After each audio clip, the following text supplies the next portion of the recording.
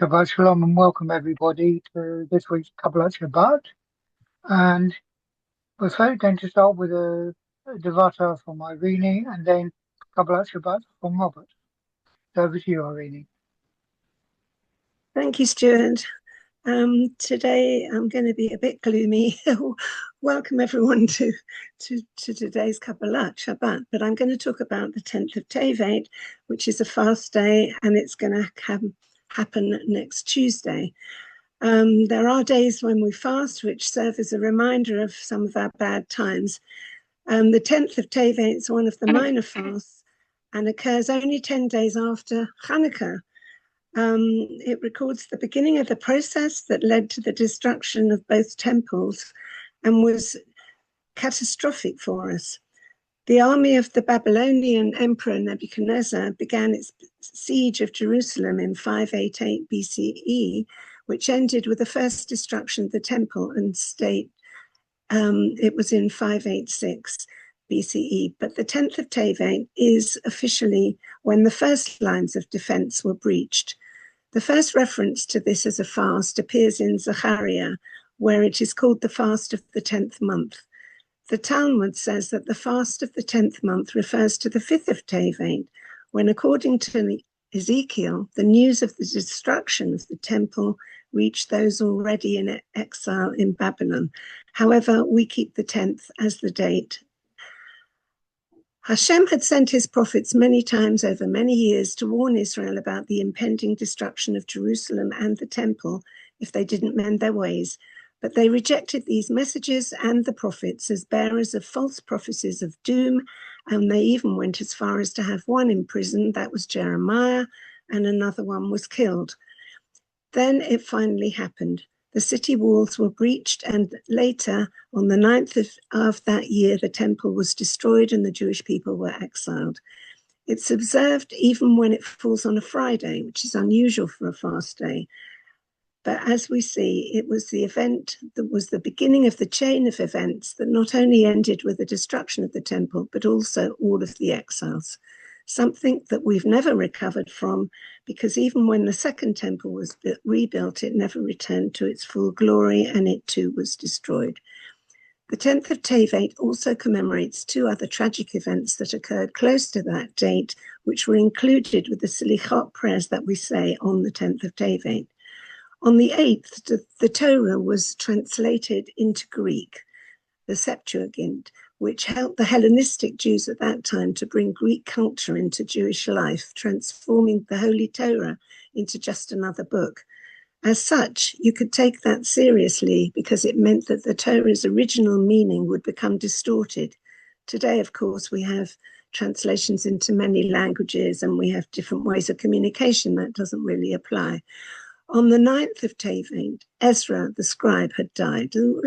He had been very important in our religion, and it was a sad day. It was exactly 1,000 years after the giving of the Torah on Mount Sinai. If you remember, it was Ezra who led the return of the Jews back to the land of Israel after the Babylonian exile. He foresaw the building of the second temple and helped to put a stop to the wave of assimilation and intermarriage that was happening at that time. And he had also given authority to the Tanakh and legislated the laws and practices, including formalized prayer, which guarantee the continuation of authentic Judaism to this day. Our rabbis tried to consolidate all these sad days into the fast of the 10th of Tevet. They even tried to amalgamate the 17th of Tammuz with the 10th of Tevet, but that wasn't received as possible. In recent times, the 10th of Tevet has become the day to say Kaddish for victims of the Holocaust, many of whose days of martyrdom was just unknown. People were unknown, unnamed. In this context, the 10th of Tevet has acquired a heightened significance. Based on the Talmudic tradition that bad things come to pass on an unlucky day, it was decided to turn the 10th of Tevet into a religious memorial day for the Shah. And the Israeli chief rabbi at the time, Rabbi Unterman, in 1949, declared the day on which the first and second destructions of the temple should be made into a memorial together. And 2 years later, in 1951, the rabbinate decided officially to turn the day into a memorial for Shoah victims whose date of death was unknown. It was decided that every household, this is in Israel, should light a memorial candle to memorialize the 10th of Tevet.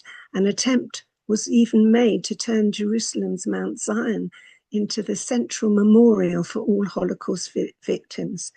A few years later, the Knesset passed a law which decreed that Yom HaShoah would be commemorated each year on the 27th of Nisan, which marked the Warsaw Ghetto uprising, and the Yad Vashem law established Israel. That both these laws created a new and more secular Israeli memory place for the Holocaust. We also have internationally the Holocaust Memorial Day on the 27th of Nisan, which wasn't approved of by some people because Nisan is not meant to be a time of mourning. Still, the 10th of Tevet does remain closely associated with the Shoah, and it's recognized as a general Kaddish day when all those victims whose actual date of death is unknown, and it's commemorated as such.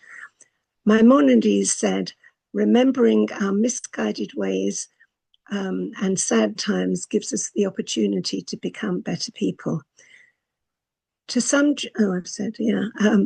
Rabbi Rosen, in his article, which I've received today, quoted the Talmud from Rosh Hashanah 18b, which says concerning our fasts, "Thus said the Lord of hosts, the fast of the 4th month and the fast of the 5th and the fast of the 7th and the fast of the 10th shall become times of joy and gladness for the house of Judah." That's from Zechariah 8. And he calls them days of fast, and it calls them times of joy and gladness. When there is peace in the world, there will be times of joy and gladness, but when there is no peace, there are days of fasting. May that day of joy come to us before long. I wish you all Shabbat Shalom. Thank you, Irene. That was very nice. Thank you.